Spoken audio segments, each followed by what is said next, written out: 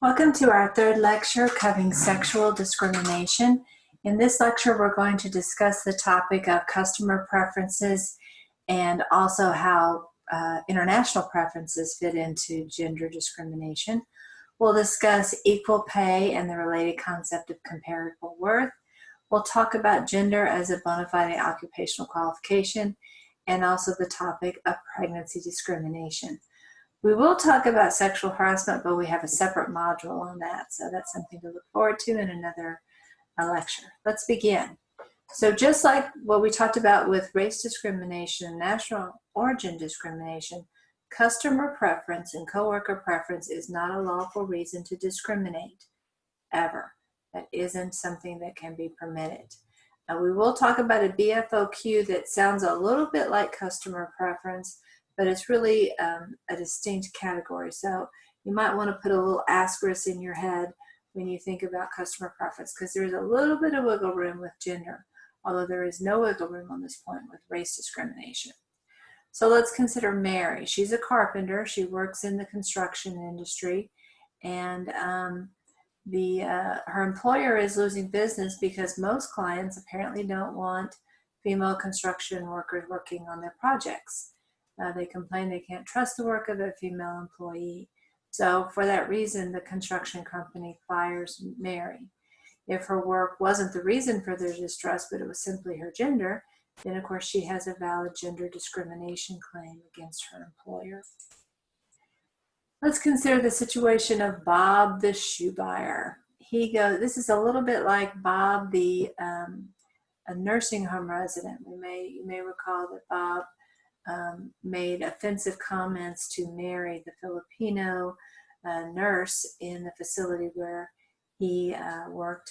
His comments weren't sexist, they were racist, or at least national origin focused.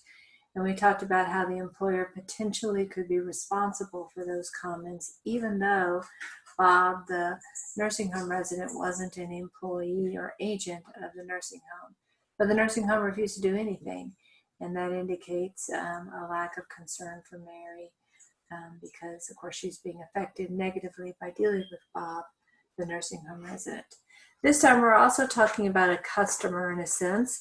So this Bob, this shoe buyer does not actually work for the company. He's a customer. The company is Slipper Town, and it's kind of reversed this time. This time, Bob likes to be waited upon by female store clerks.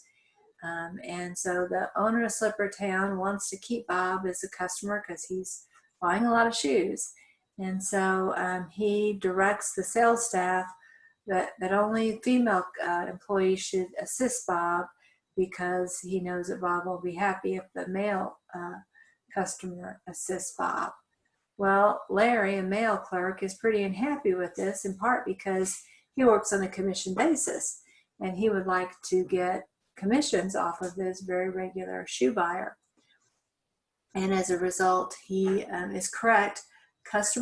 Larry is correct to saying customer preference is not a legitimate reason for allowing Bob to get only female store clerks. A better approach would be for the owner of Slipper Town to talk with Bob and say that the law provides that he has to staff his store without regard to gender, and so Bob will sometimes have a female sales clerk, but sometimes we'll have a male sales clerk. That's the way the law is, and while the store is very much interested in Bob's business, that law will apply to in any store that Bob happens to frequent. And so Slipper Town hopes that they will keep Bob's customer as a valued customer, but that will need to be the way things go forward. So that is the rule about customer preference. In this situation, we have the police department in a town, and the police chief decides to reassign the female officers away from the high crime areas. Perhaps he does it because the residents there would prefer to see a male police officer. Perhaps it's because he's paternalistic and feels like women should be protected from the most dangerous areas. Either way, it's an unlawful perspective to have, and women under those circumstances can sue for gender discrimination. It's even possible that the men could sue for gender discrimination, because if the women are going to the low crime areas, then that means fewer men are assigned to those areas. Let's talk about Hooters. You probably already have a pretty good idea what kind of place Hooters is. This will give you some sense as to the very charming and very progressive advertising campaigns that Hooters has put forward. One I'd like to especially draw your attention to is this one. As we see, this is a man who is dressed as if he were a waitress, I guess, at Hooters. And of course, he is not transgender or anything like that. What he's trying to show by dressing this way is the reason that people go to Hooters is largely because of the very attractive and scantily clothed women waitresses. And so any requirement that Hooters has to hire men to be waiters would really affect the underlying business model. In other words, being a female is a BFOQ for being on the wait staff at Hooters. That's what this picture is arguing. Nobody wants to see this fella in this outfit. I think we're probably going to agree with them there, but I don't agree, or the EOC at least didn't agree, that a male waiter wouldn't be able to serve the wings and provide excellent customer service to the customers at Hooters as well. Hooters, the EOC did investigate Hooters, and it's a little bit unclear exactly how that got resolved.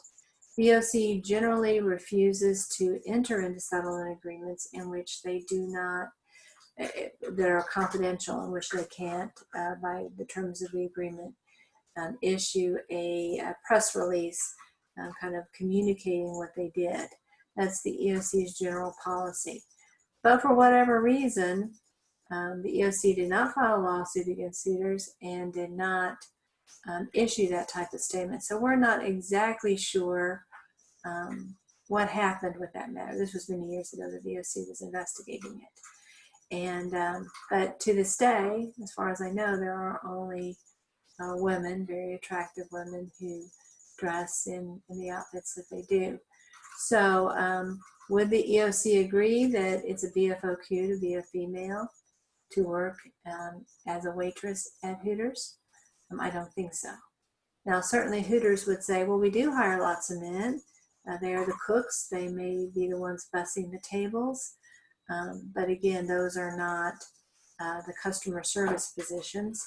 And so as a result, it's not important that an employer hires people of both genders. It's, are they hiring people of both genders for positions?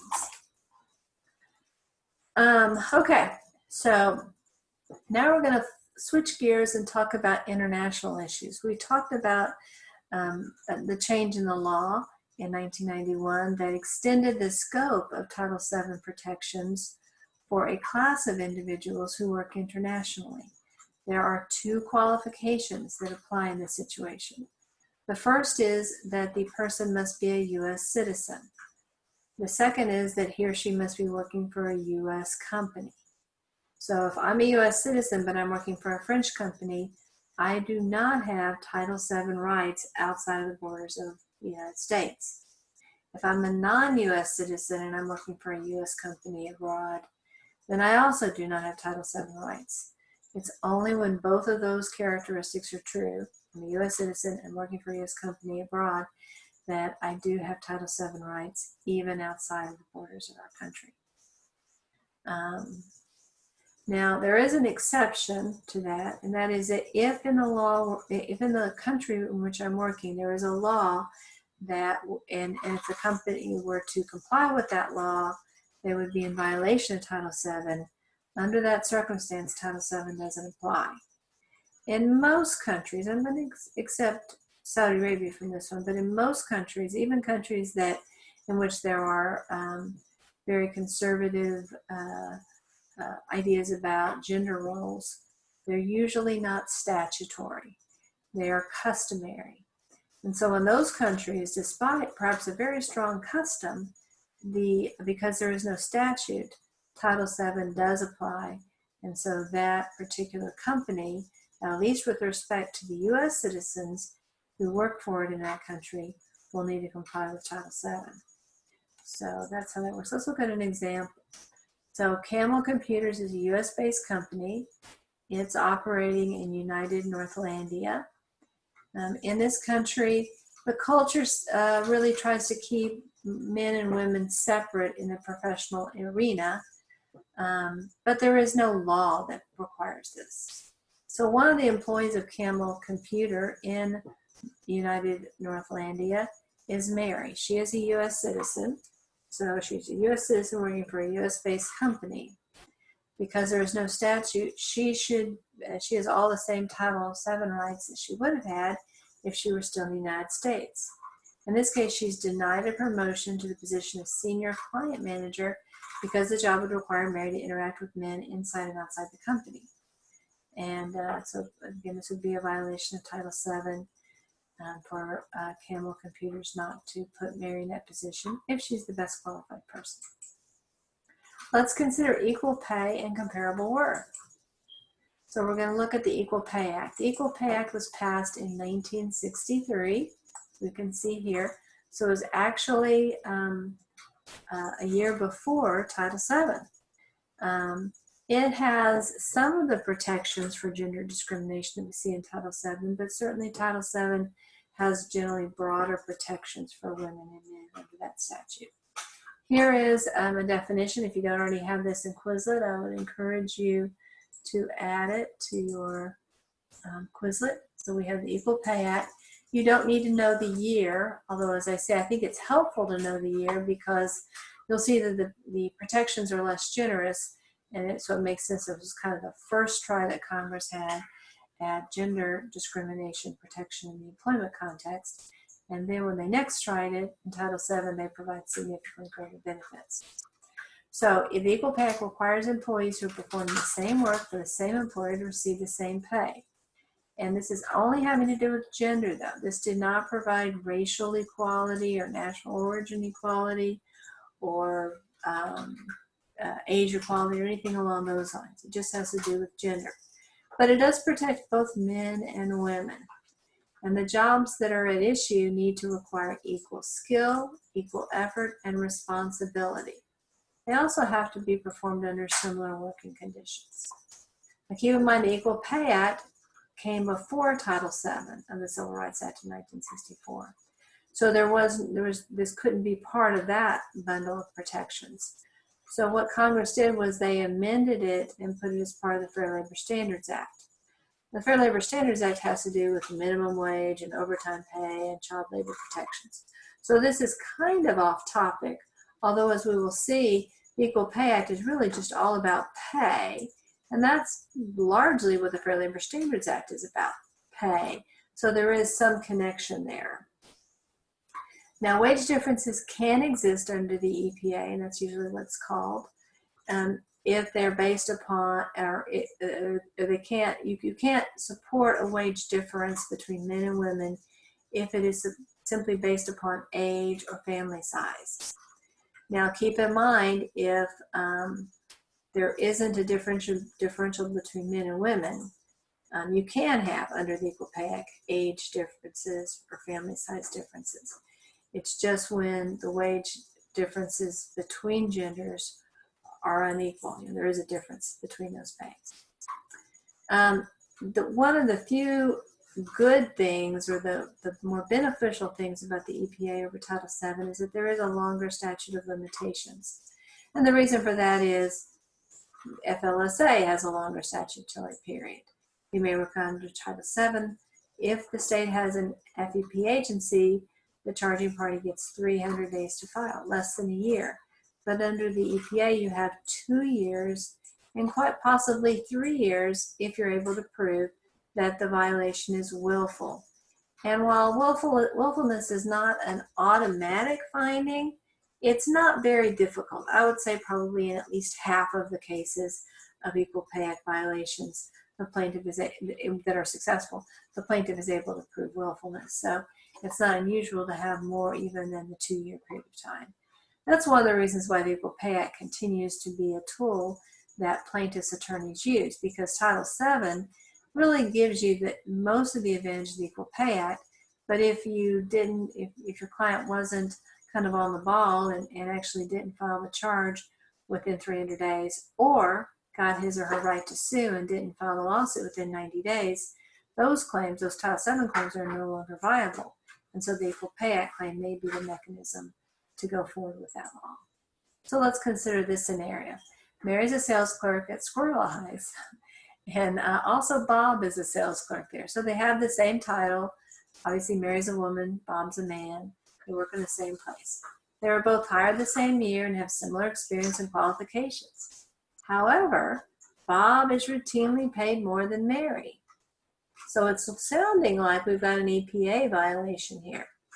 If Mary files a claim under the Equal Pay Act, Mary will lose if, this is important, Squirrel Eyes pays based upon sales generated by each employee. So if this is a commissioned position and Bob generates more sales, that is a legitimate basis under the Equal Pay Act to pay Bob more.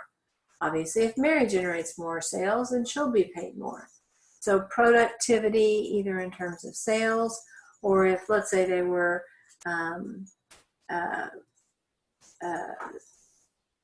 sewers in a factory, and Mary hems, 20 pairs of pants an hour, and Bob only hems 15. Mary's paid for each pant she hems just as Bob is, so Mary earns more money. That's also fine. So productivity and commissions are a fine basis for a differentiation under the Equal Pay Act. In addition, seniority is a good basis. More experience and qualifications is another good basis. And we'll see performance is also another basis. Here, the performance is pretty obvious. Bob is generating more sales, but it could be a less measurable type of performance. It could be performance ratings over the years. Maybe they're both cashiers, so they're really not generating sales. But Bob has had fewer customer complaints. He's late to work less frequently. His checkout lines move quicker. He's able to check out more people in the course of an hour, for example. So he's typically gotten higher ratings, which has resulted in a higher wage increase each year. That's a legitimate basis for a differential between genders under Equal Pay Act. We already talked about the fact that women earn about 79 cents an hour compared to men. And again, there are other factors that account for some of that 21 cents, but some of that 21 cents is clearly exists because of some level of sexism in the society. Let's consider this story. Bob earns $10 an hour and Mary earns $12 an hour. They're hired on the same day with the same qualifications and are equally productive. In this situation, Bob is the one who has the EPA claim. And it certainly can happen that men have EPA claims just like women. It's more common for women too, but it is by no means unheard of for men too. One thing that the EPA doesn't focus on is job titles or descriptions. If the law were to focus on that, it'd be easy for an employer to bypass the law by just giving the two positions different names. But it's really what the employees do on a day-to-day basis. And there can be a few subtle changes between the jobs without, and that doesn't mean that the EPA doesn't apply. For example, if 10% of Bob's time, he's doing a somewhat different task than that 10% of Mary's time, that's probably not a sufficiently significant amount of time for the positions not to be considered the same, unless that 10% is Mary does an awesome job at that 10% and Bob does a poor job at that 10%, or some other issue along those lines. Let's consider the Title VII's Bennett Amendment.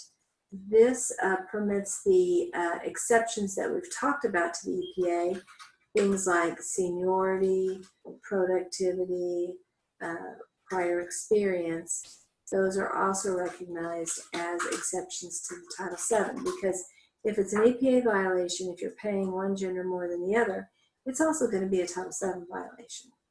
And again, as I said before, you can't pay someone more simply because they're older because of the family size. I'll share a story with y'all. Much of y'all will not remember this TV show, but there was a show when I was growing up as a very young child called The Mary Tyler Moore Show. And in that show, the actress Mary Tyler Moore played I guess she worked in the television newsroom. I guess her job was to write news stories. Anyway, she found out that her coworker, a guy named Maury, earned significantly more than she did. She liked Maury, Maury liked her. There was no hard feelings, but she felt that it was wrong, and she felt that her pay ought to be increased. So she goes to her boss, whose name was Lou Grant, and basically said to him, "Hey, I found out Maury's earning more. I want to earn what Maury's earning." And Lou said, "But Maury's married. He's got kids. You're a single person. You don't need as much money." And of course, I can't remember exactly how it was resolved. My guess is she got a raise. But that's a classic example of somewhat the mentality that may have existed in the 70s, wherein employers sometimes considered, well, what expenses does this particular worker have? Obviously, that's not really relevant to what that person ought to be paid, because the size of your family doesn't affect your productivity at work. But again, it's maybe a little bit of a view from a different era.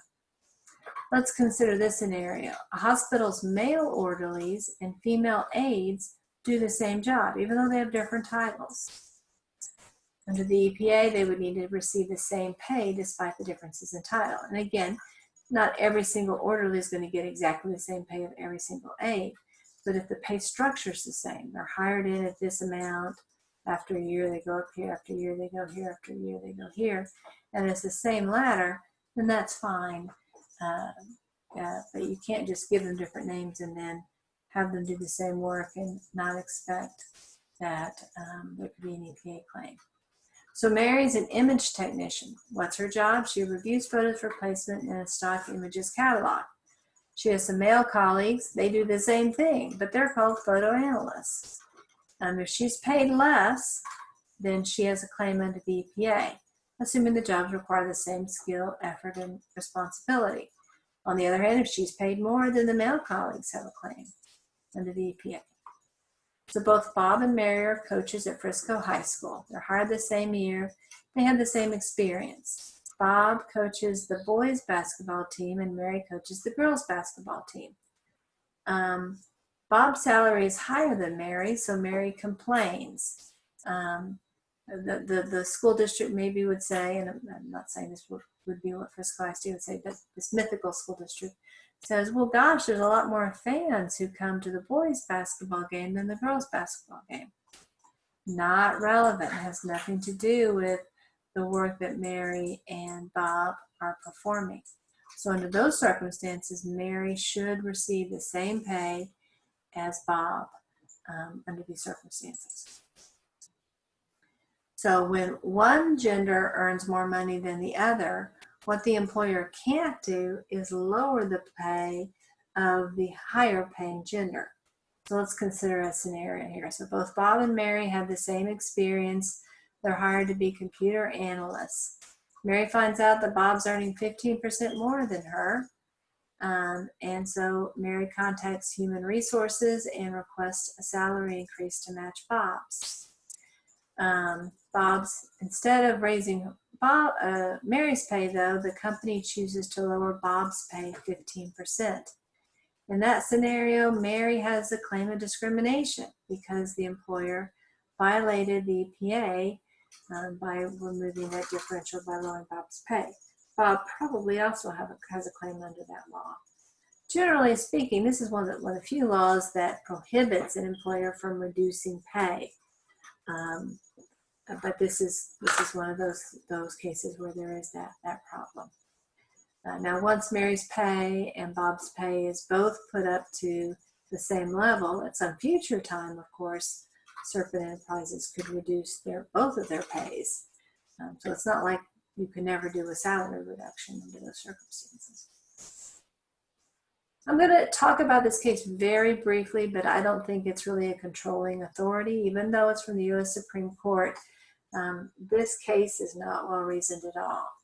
So does the practice of shift differentials between day and night shifts violate the EPA? Part of the reason why this is a poorly decided case has to do with kind of what was going on in the culture and what the history of legal developments at this time. Okay, so let's consider the facts. Male employees previously previously performed night inspection and were paid more than females who worked the day shift. Now, as I said before, there used to be these jobs that were designed to, quote unquote, protect women, and women were not even permitted to work night shifts in many states. I don't know if that was a law in this particular state. Oh, it actually was. State law prohibited night work for women. So women worked the day shift, men worked the night shift. After, I guess, a few years after the EPA and Title VII, Corning started opening up the night shift jobs to women. For those employed before 1966, the night shift premium remained in effect. And this, of course, benefited men primarily. After 1970, they stopped offering that shift premium. And so most of the women who worked the evening shift no longer got to participate in the premium pay. And you can understand working the night shift is not as desirable a shift, so usually employers do give a shift premium. But because of the change in the policy, it was the men who were primarily benefiting. Now, of course, there were men who were employed after 1970 and who worked the night shift who weren't getting the premium. And there were a few women who got on the night shift between 1966 and 1970 who were also getting the premium. So, there were a few women getting the premium and there were a few men who weren't. But generally speaking, most of the women didn't get the premium and most of the men did. So that's kind of the background about this. So the Equal Pay Act was to be broadly construed and applied so that both sexes were paid the same base wage. The court held night shift and day shift work was equal and could only result in a pay differential if the employer could prove that night shift work put more psychological and physical demands on workers. Well, the work itself was equal. It was the same task, so I'll agree with the court there. But the part that doesn't make sense is, of course, night shift work is significantly more psychologically and physically demanding on workers. And so this is a quite easy thing to prove. I think the reason for this decision was the fact that Corning had ended the shift premium at the time of this decision for most workers, and so it didn't seem fair that the men who'd been there for a long time were still getting to enjoy the premium. I think that's the main reason. A secondary reason might be that there wasn't as much evidence of the health benefit or the health detriments of doing shift work at that time. But in any event, I do not think a court would come down in this same way right now. So you don't need to know this case. Let's talk about comparable worth. It's another vocabulary term. It's not that important of a term here because we don't have comparable worth in the United States. So let's look at what it is. It's a Title VII action for pay discrimination based upon gender in which jobs held mostly by women are compared with somewhat comparable jobs held mostly by men in regard to pay to determine if there is gender discrimination. Now, I say it's a Title VII action, but comparable worth is not really an idea that exists in the United States. It's really a European Union concept. The European Union has been more aggressive in addressing sex discrimination in wages. So in the European Union, you might actually have a court compare, say, a kindergarten teacher's work with the firefighter's work. because, obviously in most places in the world, most firefighters are men, and in most places in the world, most kindergarten teachers are women. And so from a Title VII or an EPA analysis perspective, from the U.S. perspective, we'd say, well, gosh, those jobs are so different. I mean, the education required, the level of risk required, the physicality required, the coworker situation, where you do your work. I mean, there's almost an endless number of differences between the two of them. How could you even begin to compare them? And but the the European Union has said, well, we're going to try to compare these and decide, are they roughly comparable? I don't know if they would compare those two jobs. They may even they may conclude that they're too different. But that idea of kind of going beyond, trying to get equal pay for work of equal value. And this is not an idea that we have. We perhaps trust the market system a little bit more than the EU does. And we would say, well, it might be reasonable to compare a kindergartner's wages with a first grader, a kindergarten teacher's wages with a first grade teacher's wages. Or it might make sense to compare an algebra teacher with a geometry teacher. And it may make sense to compare a firefighter with a police officer. But it doesn't make sense to compare completely different fields. And so this one is not one that's that fertile of an area for us to do right now at this time. Let's consider the BFOQ. We've already talked a little bit about this again. BFOQ in the law stands for bona fide occupational qualification. And a bona fide means a legitimate occupational requirement, a genuine occupational qualification. This is a tough standard to make. Again, we can't consider customer preferences or coworker preferences. And the BFOQ exists when it is again, this is a term. We've seen this before, so it's probably already in your Quizlet, but if not, be sure to add it. When it's reasonably necessary to a normal operation of a particular business to discriminate. And of course, the employer always has the burden of proof. It's not the duty of the employee to prove that there isn't a BFOQ. It's the duty of the employer to prove that. So here are things that the court's going to consider. The relationship between the classification and job performance. How necessary is it for that person to be a woman in order to successfully perform the job? Or how necessary is it for that person to be a man to successfully perform the job? For example, if you were to do Romeo and Juliet, most directors would want Romeo to be a male and Juliet to be a female. You might have some avant-garde theater that's trying to make a statement of some type, some artistic vision that would have two men in that role or two females in that role. But if you're doing just your standard Romeo and Juliet, I think most directors would say it would be helpful for the role to have a female in the Juliet role or in a male in the Romeo role. And so you'd say that their ability to complete their performance would be affected if they were of the other gender. You'd be making some statement that the director wasn't intending to make. The other thing that's important is that whatever that job performance is, it has to go to the essence of the operation of the business. So it can't be some sideline minor aspect in the business. It has to kind of go to the heart of why the business is there. This is actually the language from the statute. It shall not be an unreasonable business employment practice for an employer to hire an employees for an employment agency to classify or to refer for employment any individual for a labor organization to classify its membership or to classify or refer to any employee, any individual, or for an employer, labor organization, or joint labor management committee controlling apprenticeship or other training or retraining programs to admit or employ any individual in any such program on the basis of his religion, sex, or national origin in those certain instances where religion, sex, and national origin are a bona fide occupational qualification reasonably necessary to the normal operation of a particular business or enterprise. So a couple things to note. We don't see race and we don't see color on this list. It's restricted to just these 3 categories.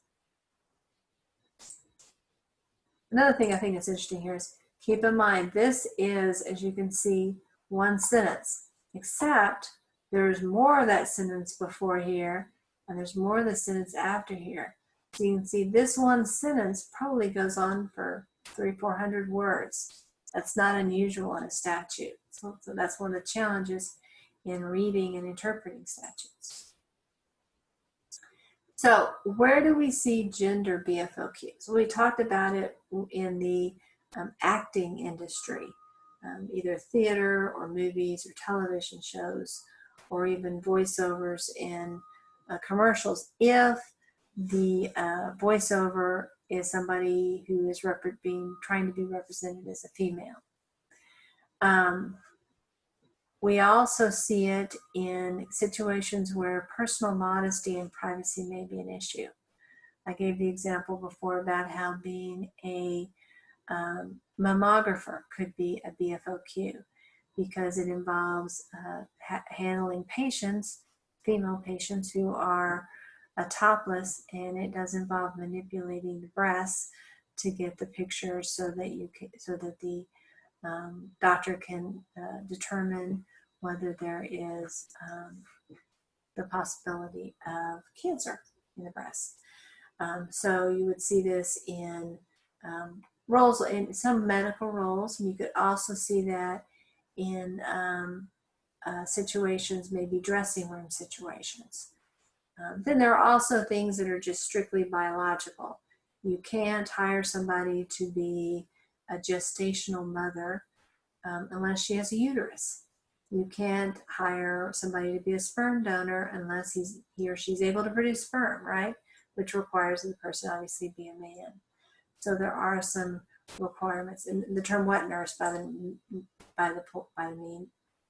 way, means somebody who is nursing a child, is producing, is lactating. So there are kind of those categories that we see a little bit. Now you might say, well, isn't this just a fancy way of saying customer preference? And I suppose you could say that, but it's really a very narrow customer preference. You might well prefer to buy your cosmetics or get your hair styled by a person of your same gender. But that wouldn't be a BFOQ. There's no modesty or privacy arguments there. So the customer preference argument is really just very narrowly focused on kind of modesty and privacy type situations. Usually they involve a person being in some state of not being completely clothed. BFOQs often don't work. So an employer ought to be very careful before deciding that there's a BFOQ going on here. Now let's go to the next slide. So Mary wants to become a sportscaster. She's a woman, and most of the sports in this particular part of the country have male athletes involved in it, at least the ones that are routinely covered by the local TV station. The various sporting teams will not allow Mary into the locker room because the men are in various states of being undressed. And so the station says, no, we can't hire you, Mary. Well, Mary, of course, can interview the players outside of the locker room.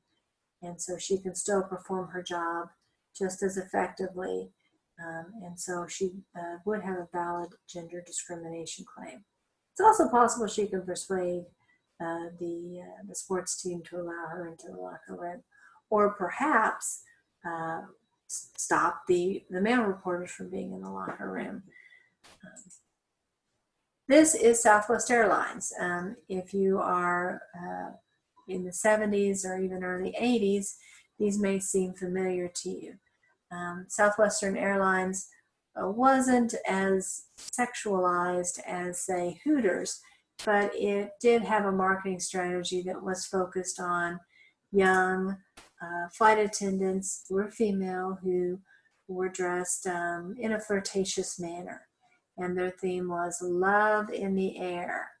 Their idea was that most of the people traveling at this time, keep in mind this is in the 70s and early 80s, most of the people traveling were businessmen traveling from one location to another on business. And so they were usually not with their wives or their children. And they the idea was they would enjoy seeing an attractive woman be their flight attendant. At least that was the idea. And it did, well, I don't know if that was the reason that Southwestern Airlines was effective, but it did, Southwestern Airlines was very financially profitable during this time. Men were excluded from the ranks of flight attendants at this particular airline. So the question is female sex appeal a bona fide occupational qualification for the job of flight attendant and ticket agent at Southwest Airlines? The court came down saying no. You can see this is just a district court, so this is just a trial court. So, it doesn't have a lot of weight, so, but the trial court made absolutely the right decision. So there were lots of men who had applied. They had all been turned down. Now, obviously, Southwest Airlines, has lots of male employees, including pilots, the maintenance teams, the baggage handlers. I mean, there were probably more men employed by Southwest Airlines than women, but men were excluded from this particular task. And but they weren't excluded directly. What they said is that Southwest had height and weight requirements that effectively made it very difficult for males to become hired. As you can see, these women were svelte, and so the weight requirements were quite low, and adult men would be unlikely to meet those.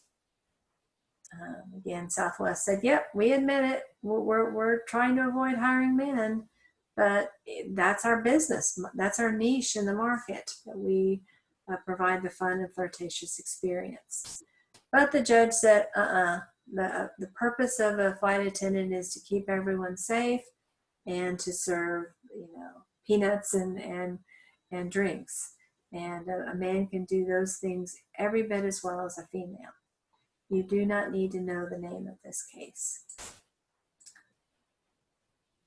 Okay, now I'm going to put very risky in underline. I do not recommend this strategy, but I'm not going to say it's absolutely impossible for an employer to use this strategy. So an employer can sometimes decide not to hire somebody if doing so would cause a lot of logistical hardships or a large financial burden. So here, a very small company that right now only has male employees might incur an unreasonable financial burden, and if it had to construct bathroom facilities for women. So it might be okay saying we're not going to hire or we're not going to provide bathroom facilities for women. Now, I think the better argument would be to make the bathroom unisex. Nowadays that is a much more acceptable option than perhaps it would have been viewed 20 years ago as an option. So I don't think too many courts would think, well, that you can't have a unisex bathroom. Well, of course you can have a unisex bathroom. This is very difficult to prove the employer's argument. So I would need to see a very compelling situation before I would tell my client that this is an option. And even if the client wanted to go with this, I certainly would caution the client that it may well lose under these circumstances.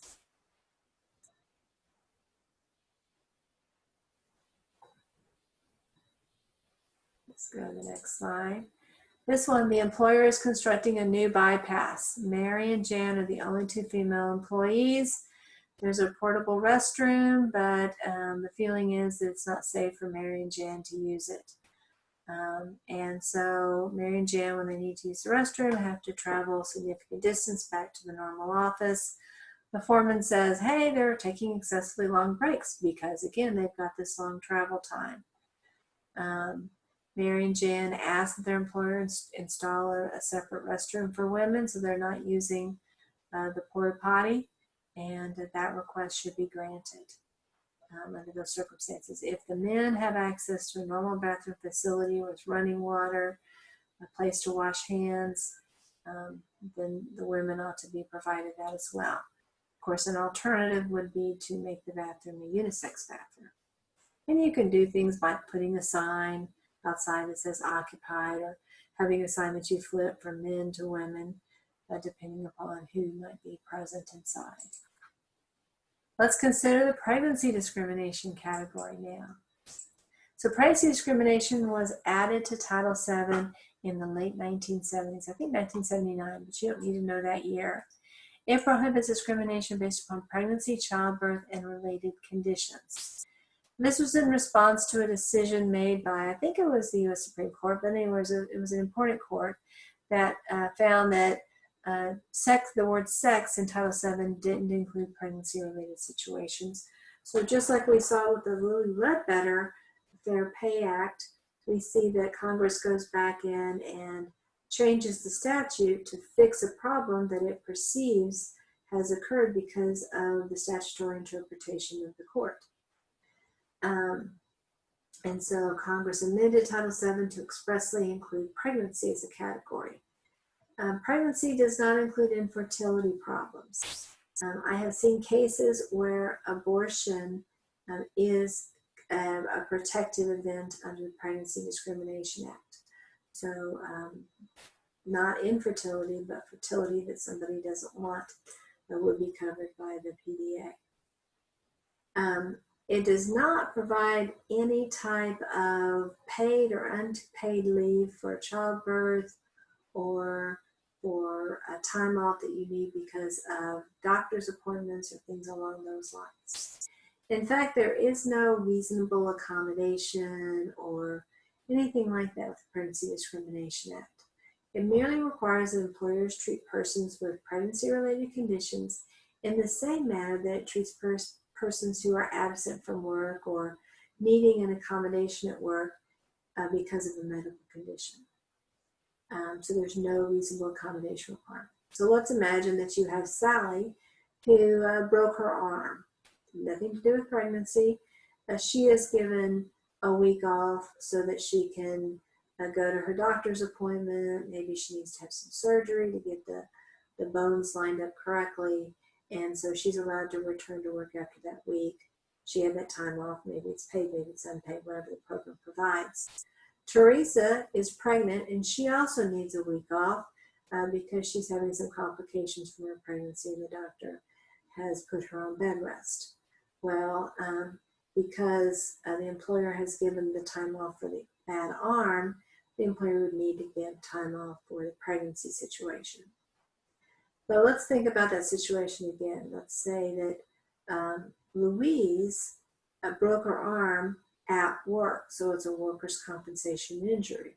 She also needs a week off to really get that arm taken care of so it's going to heal properly. Because it's a workers' compensation issue, the employer is likely to do more to accommodate that than another situation. So we'll say Sally, or I've got the name now, Teresa, I think. Teresa becomes pregnant. Obviously, at least I hope her pregnancy is not a workers' compensation event. And so it's okay for an employer to treat a workers' compensation event differently than a non-workers' compensation event. And so therefore it's okay for the employer to treat the workers' compensation broken arm in a more advantageous way than the pregnancy situation.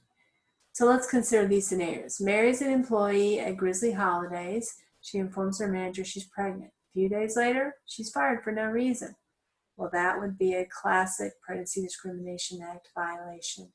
Mary would have a claim under those circumstances. Mary informs her supervisor she's pregnant.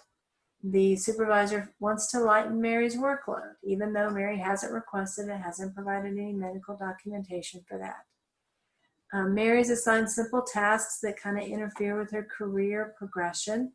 Maybe because of where she's doing the simple tasks, she isn't available to attend some office meetings and other activities. And so therefore she's not able to accomplish all the things in her career she was hoping to do so. Under those circumstances, Mary would have a valid claim under the Pregnancy Discrimination Act. Well, let's switch up the facts a little bit. This time Mary is pregnant. Her doctor gives her a work restriction, says she can't lift more than 20 pounds at work. Her employer does not routinely accommodate work restrictions unless they're workers' compensation related. So under those circumstances, the employer would not have to accommodate Mary's restrictions. The employer could, but would not be required to do so. So that's how that'll work. Now, of course, when we talk about all of these issues, we're just talking about Pregnancy Discrimination Act, which is part of Title VII. There is the Family and Medical Leave Act, which provides up to 12 weeks of unpaid leave for lots of different situations, including broken arms and pregnancy, and even gives time off to spend time with the child after the child is born. We have a whole module in the Pregnancy Discrimination Act, so I'm not talking about that. If Mary's entitled to protection under the Family and Medical Leave Act, obviously she should receive it, but that's not the same law that we're talking about here, the Pregnancy Discrimination Act. So in these scenarios, we should assume that Mary is in her first year of service with the employer.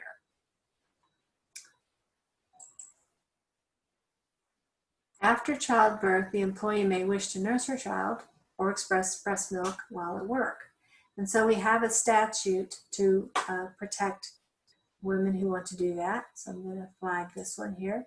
It's called Break Time for Nursing Mothers, and it's an amendment to the FLSA, and it requires that employers provide adequate time and place to express breast milk so that the mother can give that milk to the child at another time.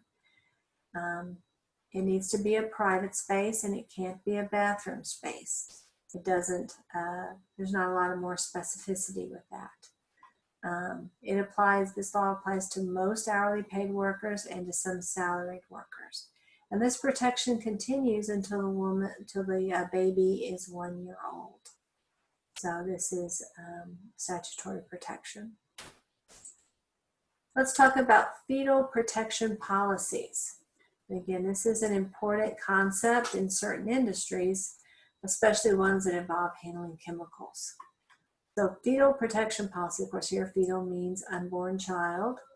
So these are policies that are designed to protect the unborn child, and obviously the person who is carrying the unborn child is the woman, and so the way that the employment policy would protect the unborn child would be having a policy that affects the woman. So these are policies an employer institutes to protect the fetus or the reproductive capacity of the employees. So a famous case in this area had to do with batteries. I'm not going to go into too much about it, but some of the ingredients in batteries have been known to cause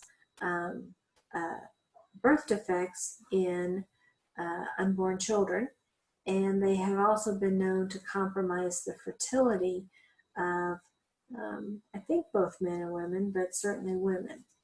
And so some employers were concerned about the possibility of getting lawsuits from this, because we'll talk more about workers' compensation later on, but the child that would be born who might have a birth defect could, in theory, sue the employer at some point, alleging harm because of the exposure of his or her mom to those chemicals.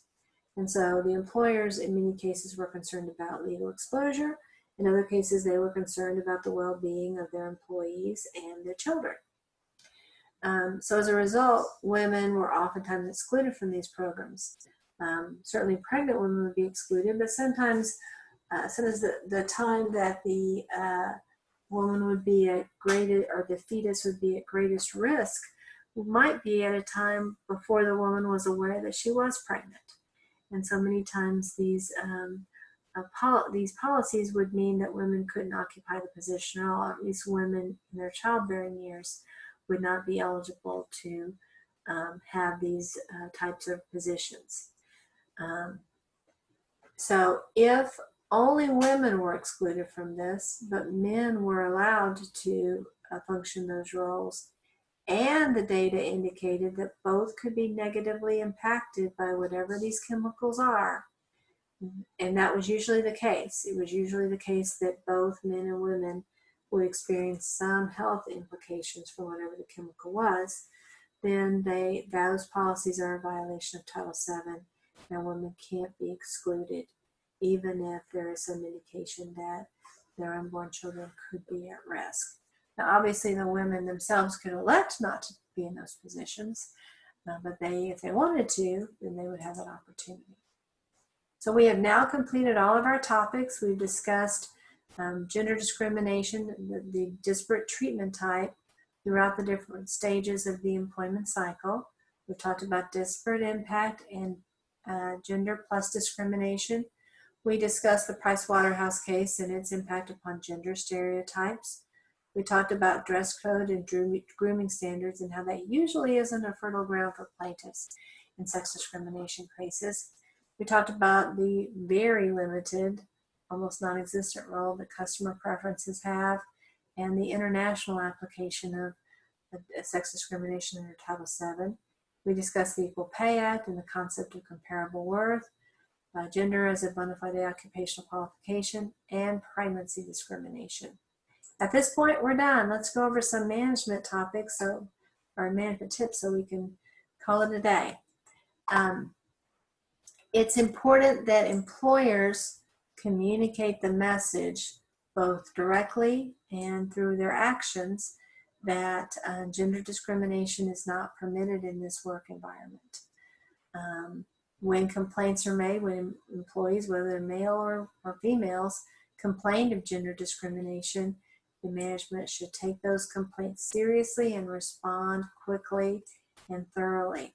And the punishment should be relevant to the crime. We'll talk about this in the context of sexual harassment in another presentation, but also this logic applies in the gender discrimination area.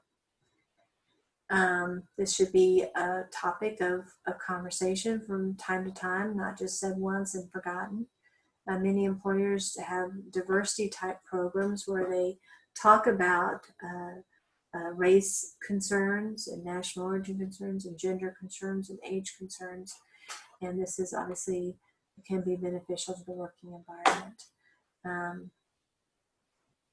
This one is an important factor because it really involves the HR department being proactive. Doing audits of the pay structure within your work staff is important to see, hey, wait a second, we have 57 people in that particular role. 20 of them are women and 37 of them are men. Well, let's see who's earning more money. And let's see how we would defend that if we get a claim in that area to make sure that we can defend what we're doing and make adjustments if we can't. And then we also, if we find that there are irregularities, maybe we need to look at our policies to see if we have some problems with how we manage this part of the process. Do we have enough levels of review to make sure there isn't some hidden sexism or racism or some other ism that's affecting this analysis? Sometimes people think that when we talk about gender issues along these lines, that it's going to require us to be too formal with one another, that it's going to take away all the fun out of the workplace. And that's not at all the case. There is no need to be too stern or formal in a working environment. And you can definitely address gender equality issues and still have fun at work and still have a pleasant collegial environment. So if you have any questions, as always, please stop by my office hours. I'd be delighted to talk with you in more detail about it. It's been a pleasure making this presentation. I hope it's helpful for you. Have a wonderful day. Take care.